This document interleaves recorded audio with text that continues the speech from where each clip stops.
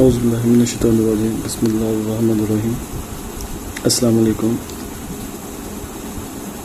उम्मीद है कि आप सब खैरियत से होंगे। मेरा नाम है इरफान रज़ा और मैं आपको BS मैथमेटिक्स का subject linear algebra and application पढ़ा रहा हूँ। तो आज जो हमने टॉपिक पढ़ना है उस टॉपिक का नाम है रैंक ऑफ मैट्रिक्स, कि किसी भी मैट्रिक्स का हम रैंक जो है वो कैसे मालूम करते हैं। रैंक मालूम करने का तरीका क्या है वो आज हम पढ़ेंगे। रैंक मालूम करने के बहुत सारे मेथड्स हैं, मगर आज हम सिर्फ एक ही मेथड पे डिस्कस करेंगे। हम किस मेथड से हम जो है वो रैंक मालूम करते हैं, और आपके सिलेबस में भी यही टॉपिक है जो आज हम पढ़ेंगे। तो पहले हम रैंक की जो है डेफिनेशन पढ़ लेते हैं कि रैंक की डेफिनेशन क्या होती है, फिर उसके बाद हम जो है कुछ प्रॉब्लम सॉल्व करेंगे। रैंक की डेफिनेशन जो है वो है कि the rank of a matrix A is equal to the number of the non zero rows in its echelon और reduce echelon form.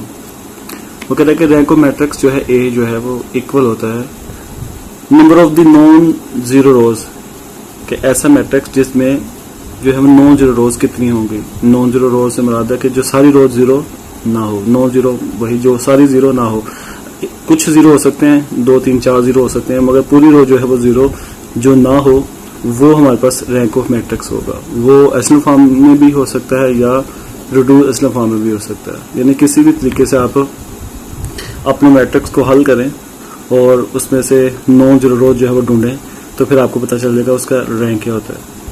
Non zero रोज में बात क्या, फर्ज करें मैं आपको एग्जांपल देता हूँ ताकि आपको क्लियर हो जाए। सपोज करें कि हमारे पास एक मैट्रिक्स का जो आंसर इस तरह आता है कि 1 2 3 -1 0 1 5 3 0 0 1 5 0 0 0 0। सपोज करें बस एक ये मैट्रिक्स आ गया, ठीक है। ज़्यादा भी जीरो हो सकते हैं, कोई मसला नहीं। हम इतनी रो और कॉलम बना लिए, ठीक है। ये हमारे पास एक मैट्रिक्स है। अब हम देखना चाहते हैं कि इसमें रैंक कितना है, ठीक है। सपोज करें हमारे पास ये एक आंसर आया है किसी भी मैट्रिक्स का और हम इसमें चेक करेंगे रैंक क्या निकला। तो अब देखें हमारे पास ये जो हमारे पास टोटल 5 रोज हैं इस मैट्रिक्स में। तो इन 5 रो में से देखना पड़ेगा कि इसमें कितनी रोज हैं जो नॉन जीरो है। नॉन जीरो यानी कि टोटल जीरो नहीं है जो, ठीक है। जैसे हम देख रहे हैं हमारे पास ये 2 लास्ट रो जो है ये तो टोटल जीरो है, ठीक है। 2 तो टोटल जीरो हो गई, तो 3 रो ऐसी हैं जो हमारे पास नॉन जीरो हैं, ठीक है। तो जो नॉन जीरो रो होती हैं, ठीक है, वो हमारे पास रैंक होता है इसका, ठीक है। उसे हम रैंक ऑफ मैट्रिक्स का नाम देते हैं। तो देखिए हमारे पास ये है, ये 1 है, ये 1 है, ये 1 है। बाकी किसी में अगर 1 होता तो हो सकता है इसका रैंक बढ़ सकता था, मगर ये तो टोटल जीरो हो गया, मतलब इसका रैंक जो है हमारे पास 3 आएगा, क्योंकि 3 इसमें रोज हैं जो नॉन जीरो है। इसी तरह कोई और एग्जांपल मैं आपको बता दूं छोटी सी, ताकि आपको क्लियर हो जाए। सपोज कर हमारे पास है 1 0 -2 4 7 0 1 0 2 0 0 0 1 0 2। सपोज कर हमारे पास ये एक मैट्रिक्स है। अब हम देख रहे हैं ये जो मैट्रिक्स है इसमें कितनी रो हैं। पहले तो हम देखेंगे टोटल 3 रोज हैं। अब 3 रो हैं तो अब इसमें कितनी रोज हैं जो नॉन जीरो है। अब इसमें देखें कोई भी रो ऐसी नहीं है जो जीरो हो। तीनों रो जो है वो हमारे पास प्रॉपरली आंसर आ रहे हैं। कोई भी रो ऐसी नहीं जो नॉन जीरो है। तो मतलब है कि इसमें कोई भी रो ऐसी नहीं है जो नॉन जीरो हो, तो मतलब है इसका रैंक जो है वो 3 आएगा, ठीक है। तो जितनी रोज जो है नॉन जीरो हो उसके मुताबिक हम उसका रैंक मालूम करते हैं, ठीक है। तो ये रैंक मालूम करने का मेथड होता है कि जो नॉन जीरो रोज हैं वो हमारे पास रैंक ऑफ मैट्रिक्स कहलाती है, ठीक है। इसका जो रैंक है वो हमारे पास है 3, क्योंकि इसमें 3 रोज हैं, और इसका जो रैंक है वो बराबर है, ये भी 3 रैंक है, क्योंकि इसमें भी हमारे पास जो रोज हैं वो 3 रोज जो हैं वो बनती हैं। तो ये हमारे पास मैंने आपको डायरेक्ट बताया है। अब हम इसे सॉल्व करना सीखते हैं कि हम इसको कैसे सॉल्व करते हैं। इसको सॉल्व करने के कौन कौन से मेथड होते हैं, ठीक है, वो अब हम पढ़ते हैं। टोटल हमारे पास 5 मेथड होते हैं इसको सॉल्व करने के, रैंक निकालने के, ठीक है। सबसे पहला जो हमारे पास मेथड है उसको हम बोलते हैं माइनर मेथड, ठीक है। माइनस आप किसी भी जो मैट्रिक्स है उसका माइनस मालूम करें, और माइनस मालूम करने के साथ भी हम बता सकते हैं कि इसमें रैंक जो है वो कितना आ सकता है। एक ही मेथड है। दूसरा मेथड है कि echelon form of a matrix के एचेलॉन फॉर्म मैट्रिक्स को एचेलॉन फॉर्म में कन्वर्ट कर दें, ठीक है, तो वो हमारे पास फिर भी वहाँ से मेथड आ सकता है। मैंने जितनी आपको भी एग्जांपल दी है सारी के सारी मैंने एचेलॉन फॉर्म में ही उसे कन्वर्ट किया हुआ था। उसके बाद एचेलॉन और एक रिड्यूस्ड फॉर्म, दोनों में से कुछ भी हो सकता है। एचेलॉन फॉर्म में कन्वर्ट कर दें या रिड्यूस्ड फॉर्म की मदद से भी आप हल कर सकते हैं, ठीक है। तो ये हमारे पास एचेलॉन और रिड्यूस्ड फॉर्म कोई भी हम यूज़ कर सकते हैं।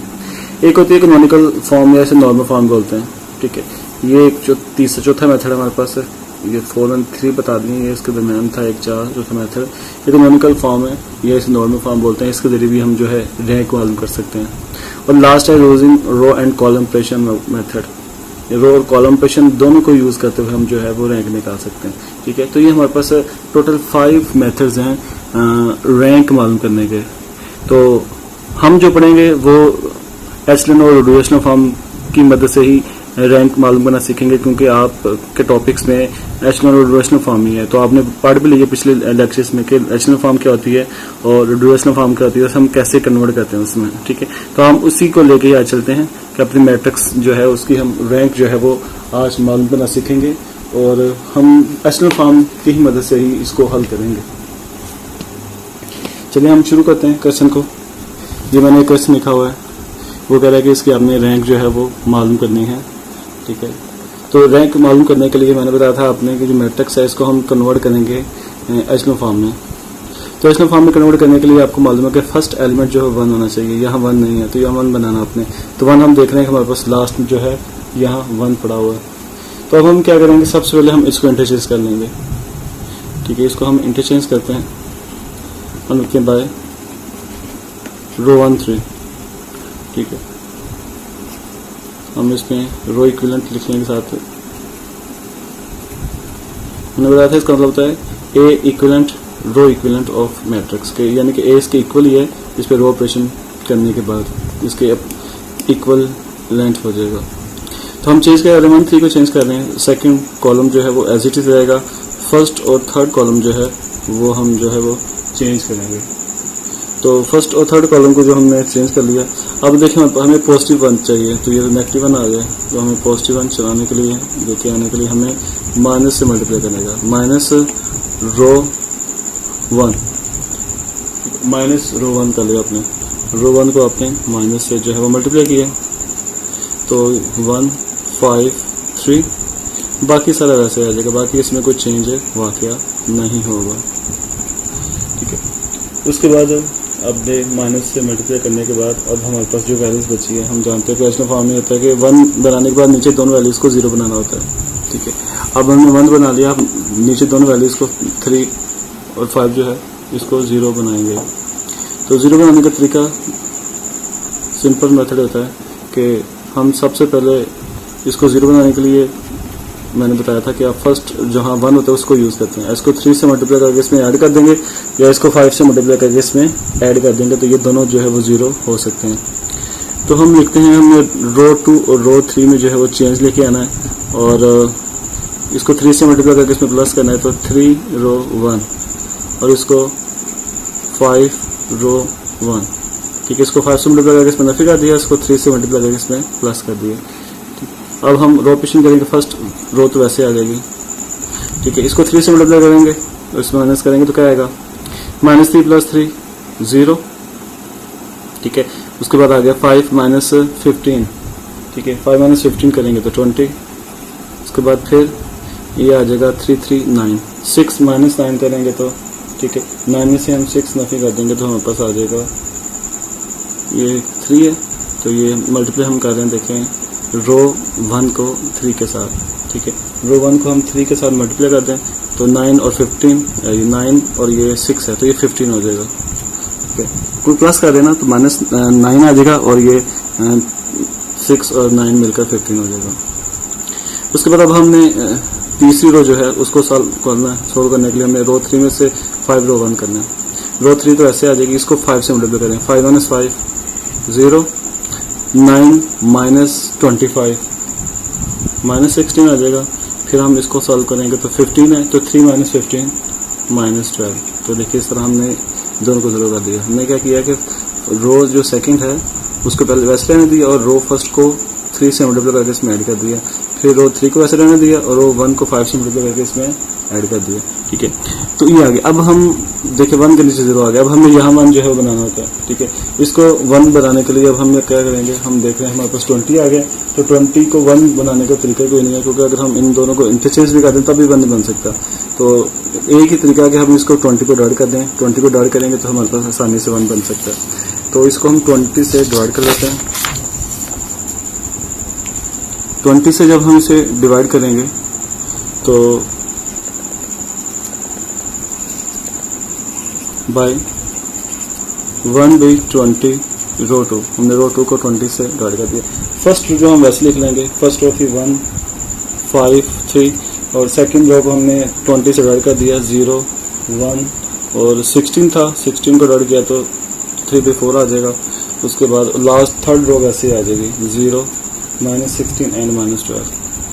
ठीक है, तो ये आ गया। अब हम देख रहे हैं हमारे पास 1 बन गया। अब 1 के नीचे हमने यहाँ 0 बनाना है। ठीक है, 1 के नीचे 0 बनाने का भी तरीका मैंने बताया था कि जब 1 बन जाता है उसके बाद फिर हम उसको आगे हल करते हैं। यहाँ 1 बन गया, अब इसको 16 से मल्टीप्लाई करके इसमें ऐड कर देंगे तो ये 0 हो सकता है। तो हम लिखते हैं बाय, हमने चेंज क्या रो 3 में रो 3 + 16 रो 2। ठीक, 16 रो 2 कर दिया हमने। फर्स्ट रो ऐसे आ जाएगी। ठीक है, सेकंड रो भी वैसे आएगी। चेंज तो हम सिर्फ लास्ट पे लेके आ रहे हैं और चेंज सिर्फ थर्ड रो में आएगा, बाकी इसमें चेंज नहीं आएगा। तो देखते हैं चेंज क्या आता है। ठीक है, मैंने आपको तरीका बताया था कि आप इसे सेपरेट रफॉर्मल में भी करके यहाँ लिख सकते हैं, तो आसानी से आपको क्लियर हो जाता है। अगर रफॉर्मल करें तो तरीका मैंने बताया था रफॉर्मल करने का। ठीक है, तरीका क्या होता है उसको तरीका से दोबारा फिर देखें ताकि आपको क्लियर हो जाए। इसका मतलब ये देखें, हमारे पास सबसे पहले रो 3 है, तो रो 3 पहले लिख लेंगे। रो 3 थी 0 -16 -12। ठीक है, और रो 2 को हमें 16 से मल्टीप्लाई करना था, तो 16 से इसको मल्टीप्लाई किया तो आ गया 0 16 एंड 12। अब इन दोनों को हमने देखें ऐड करना था, ऐड करेंगे तो 0 0 0। तो देखिए हमारे पास पूरी रो जो है थर्ड रो है वो 0 0 आ गया। तो इसे आप रफॉर्मल में भी करके यहाँ पुट कर सकते हैं, तो आपसे गलती कोई नहीं होगी। तो अगर आपको जुबानी आता है आप ऊपर से देख के सिर्फ कर सकते हैं, अपने माइंड के अंदर इससे प्लस माइनस कर दें तो भी हो सकता है, जैसे मैंने पीछे स्टेप किया था। तो आपको जैसे इजीली लगे उस तरह कर सकते हैं। अब देखिए हमने इसको एचएनएफ फॉर्म में चेंज कर लिया, तो एचएनएफ फॉर्म में चेंज करने के बाद हमें नजर आ रहा है कि हमारे पास जो आंसर अब टोटली हल हो चुका है। अब ये मजीद जो है वो हल नहीं हो सकता, क्योंकि नीचे 0 आ गया, पूरी रो 0 आ गया, तो यहाँ 1 नहीं बन सकता किसी सूरत में भी। तो अब हमें क्या करना पड़ेगा, हम इसमें अब देखते हैं कि इसमें रैंक कितना बचा है। अब हमारे पास जो इसमें रैंक है वो देखेंगे हमारे पास कितनी जो है वो 9 0 रोज है। ठीक है, तो अब 9 0 रो हमारे पास सिर्फ 2 है, तीसरी रो तो 0 हो गई है, तो 2 रो है जो 9 0 है इसमें। तो अब हम इसमें देखेंगे जो रैंक इसका है वो हमारे पास आ जाएगा 2। तो लिखेंगे rank of A is equal to 2। ठीक है, तो जब हमने बता दिया कि इस मैट्रिक्स को जब हमने सॉल्व किया तो इसका रैंक जो है वो 2 हमारे पास जो है वो कैलकुलेट हुआ। ठीक है, इस तरह आप किसी भी क्वेश्चन में जो क्वेश्चन दिया है उसका इजीली जो है रैंक मालूम कर सकते हैं। कोई इसमें टिपिकल मेथड नहीं है, कोई लंबा तरीका है कि आपने सिर्फ और सिर्फ इसको सॉल्व करना है और इसको एचएनएल फॉर्म में या रिड्यूसर फॉर्म में कन्वर्ट करें, और कन्वर्ट करने के बाद आपको इजीली नजर आ जाएगा कि आपका जो है कौन सी मेथड बन रहा है, कौन सी यानी कि कितनी रो जो है 9 0 आ रही है। जो जितनी 9 0 रो होंगी वही हमारे पास जो है इसका सोल्यूशन आ जाएगा। ठीक है, उसके बाद कोई और क्वेश्चन करके देखते हैं। ठीक है, ताकि आपको आसानी से इसमें भी क्लियर हो जाए। चलो एक एग्जांपल और करते हैं। ठीक है, चलिए एग्जांपल हमारे पास है a इज इक्वल टू 1 -1 2 1 3 2 0 1 4 1 2 2, ये हमें दिया हुआ है। ठीक है, अब हमने इसमें भी जो है वो रैंक जो है वो मालूम करना है। ठीक है, अब इसका हम रैंक जो है वो मालूम करते हैं। तरीका फिर वही है, पहले हमने इसको एचएनएल फॉर्म में चेंज करते हैं। तो एचएनएल फॉर्म में चेंज करने के लिए सबसे हमें यहाँ 1 चाहिए, तो यहाँ 1 तो बाई चांस पहले से बना हुआ है। अपने 1 के नीचे दोनों वैल्यूज को 0 बना देना है। ठीक है, 1 के नीचे जब दोनों वैल्यूज को 0 बनाएंगे तो उसका ऑपरेशन हम लिखेंगे। ऑपरेशन क्या आएगा कि हमने रो 2 में और रो 3 में चेंज लेके आना है। रो 2 में चेंज लेके आना है तो हमने क्या करना है कि इसको 3 से मल्टीप्लाई करके इसमें नफी कर दें। ठीक है, रो 1 को 3 से मल्टीप्लाई करके इसमें अब 4 इसको 0 करना है तो इसको 4 से मल्टीप्लाई करके इसमें नफी कर दें। हम लिख दें 4 रो 1। ठीक ठीक है, यहाँ आपने साथ लिखते हैं ए इक्विवेलेंट ऑफ रो। अब इसको सॉल्व करेंगे फर्स्ट रो तो हमारे पास वैसे ही आ जाएगी। ठीक है, सेकंड और थर्ड में जो है वो सिर्फ हल होना है। सेकंड और थर्ड को हल करेंगे, मैंने बताया था इसको डायरेक्ट भी हल कर सकते हैं अपने माइंड में प्लस माइनस करके, और उसको आप रफ फॉर्मूले में करके भी हल कर सकते हैं। ठीक है, तो अगर हम डायरेक्ट करते हैं ना वही तरीका, फिर इसको 3 से मल्टीप्लाई करें, 3 - 3 0। ठीक है, 2 - 3 तो -3 माइनस प्लस 3 2 3 5 हो जाएगा। ठीक है, 0 - 6 आ जाएगा, और 1 - 3 -2 आ जाएगा। ठीक है, देखिए हमने इसको ये हल कर लिया। अब तीसरी को हल करते हैं, रो 3 - 4 हो 1, तो 4 - 4 0, 1 + 4 1 + 4 5, उसके बाद 2 और माइनस, ये देखिए आपका रो 3 2 है और ये है -4, तो 2 में से 4 माइनस करेंगे तो ये हमारे पास आ जाएगा -6, -2 -1 -6 आ गया। और ये लास्ट हमारे पास क्या आएगा कि हमारे पास है रो 2 और -4, 2 में से 4 माइनस किया तो -2। ठीक है, इस तरह देखिए हमने मल्टीप्लाई कर दिया। ठीक है, अब इसको हल करने के ये 1 0 0 आ गया। 1 0 0 आने के बाद अब हमने क्या देखना है, आप जानते हैं कि हमें अब उसके बाद इसको हमने जो है वो बनाना होता है 1 बनाएंगे तो फिर सॉल्व हो सकता है। अब देखिए इसको 1 बनाने का एक ही मेथड है, इसको 5 पे डिवाइड किया जाए और किसी सूरत में 1 नहीं बन सकता। ठीक है, तो अब हम इसको 1 बनाते हैं। ठीक है, 1 बनाने के लिए हम फिर लिखा बाय 1/5 रो 2 को हमने 1/5 से डिवाइड कर दिया। फर्स्ट रो वैसे आ जाएगी हमारे पास, सेकंड रो को हमने 5 से डिवाइड कर दिया, 0 1 -6/5 -2/5, और बाकी थर्ड रो भी हमारे पास वैसे ही आ जाएगी। ठीक है, इसमें कोई चेंज नहीं आएगा। अब देखिए हमारे पास ये 1 बन गया, अब हमें इसके नीचे 0 बना देना है। ठीक है, इसके अब नीचे 0 जो है बनाते हैं। ठीक है, इसके नीचे 0 बनाने का वही तरीका है, देखिए इसको 0 बनाने के लिए 1 है तो इसको 5 से मल्टीप्लाई करके इसमें नफी कर दें, 5 से मल्टीप्लाई करें और इसमें नफी कर दें तो ये 0 आ सकता है। तो हम लिखेंगे बाय रो 3 में चेंज लेके आना है। हमेशा मैंने बताया था जिसमें चेंज आता है वो पहले लिखते हैं। रो 3 में चेंज आना है और हमने सेकंड रो को 5 से मल्टीप्लाई करना है। 5 से मल्टीप्लाई करके उसको हमने रो 2 में जो है रो 2 को 5 से मल्टीप्लाई करके रो 3 में ऐड करना है। तो फर्स्ट रो में तो कोई चेंज नहीं आना। ठीक है, सेकंड रो में भी कोई चेंज नहीं आएगा, थर्ड रो में चेंज आएगा। देखते हैं ये रो 3 है, इसको 5 रख दें, 5 0 पहला 0 आ जाना, 5 - 5 0 5 5 कट गया 6 -6 + 6 0, ये 5 से मल्टीप्लाई किया तो 5 से कट के -2 आ गया, तो -2 × +2 0, तो ये भी 0 0 0 आ गया। देखिए हमारे पास अब ये रिड्यूस हम कर सकते थे, जितनी हमने कर ली इससे। अब इससे ज़्यादा जो है एशनल फॉर्म सॉल्व नहीं हो सकती, क्योंकि हमारे पास थर्ड लास्ट रो जो बची है जो हमने सॉल्व करनी थी वही 0 हो गई है। जब लास्ट रो ही 0 हो गया तो वो आगे सॉल्व ही नहीं हो सकता। तो अब हम देख रहे हैं हमारे पास जो आंसर निकला है वो हमारे पास जो है उसमें कितनी जो है रोज हैं जो नॉन जीरो है। तो अब हम देख रहे हैं इसमें 2 रो हैं जो नॉन जीरो है, तीसरी रो को हमारे पास टोटली 0 हो गई है। तो मतलब इसमें हमारे पास जो रैंक आ गया है, rank of A, 2 row non zero तो रैंक ऑफ ए हमारे पास 2 आ जाएगा। ठीक है, तो ये हमारे पास मेथड होता है रैंक वाल्व करने का कि आप अपने मैट्रिक्स को जो है वो एचएनएल फॉर्म में या रिड्यूस एचएनएल फॉर्म में जो है वो कन्वर्ट करें, और कन्वर्ट करने के बाद लास्ट पे देखें हमारे पास जो आंसर है उसमें कितनी रोज हैं जो नॉन जीरो आ रही हैं, और जितनी नॉन जीरो रोज होंगी वो ही हमारे पास जो है वो रैंक ऑफ मैट्रिक्स होगा। तो उम्मीद है कि आपको इस लेक्चर की जो है वो समझ आई होगी। तो आप जो है प्रैक्टिस के लिए मैंने आपको एक्सरसाइज बताई थी 3.2 जो है आपकी बुक की एक्सरसाइज है वो आप करें, उसमें काफ़ी क्वेश्चन है रैंक के। तो इंशाल्लाह फिर नेक्स्ट लेक्चर में मिलेंगे, तब तक के लिए अल्लाह हाफ़िज़।